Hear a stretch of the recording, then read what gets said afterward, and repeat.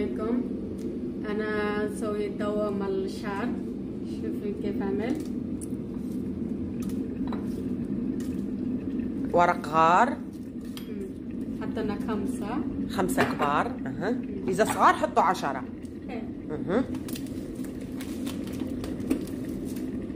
حبة البركة.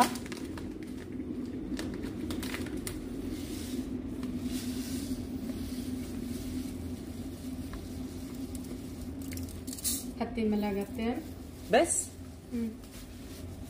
لا تنعاونك.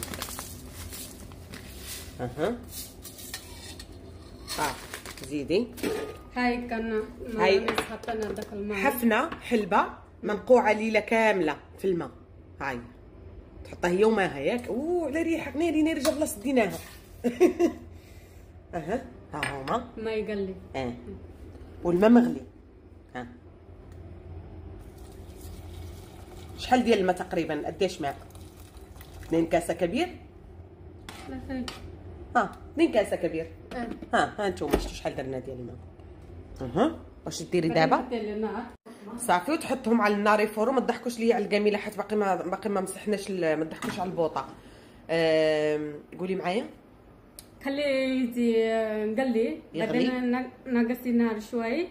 خلي 5 دقيقة قلي يعني كثير. بعدين يطلع لونه فوق. شوفي كيف. يولي لونه يتبدل لونه. غيتبدل لونه نرجع معكم. نخلي الفيديو بحال هكا بوز. شو بيعمل هذا جورنا؟ قولي شو بيعمل للشعر دواء عشان يزي الشعر مظبوط وطويل ويطلع الشعر كمان هذه جديد. اوكي. هذه هيك بيعمل.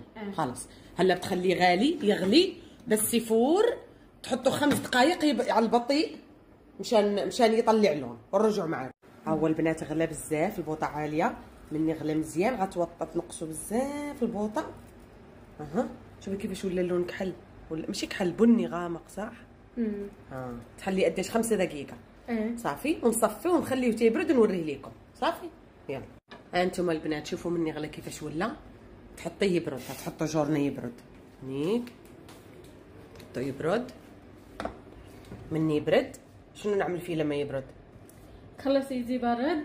بعدين حطي الباقيزاز. بعدين انت حطي الرز. انتم البنات قالت لكم تحطيه يبرد من بعد تصفيه ديريه في قرعه. تحطي معاه شو قلتي؟ زيت زيتون. الشعر يجي 200. زيت زيتون قالت لك يجي الشعر 200. اوكي ماشي صافي نبردوه ونرجعوا لكم. ها هو هذه هي الطريقه. مني غنبغي نصوبوه كيف بيساووا جوا الشعر. تعرفي كيف؟ تورينا. صافي مو هلا بعد لما يبرد.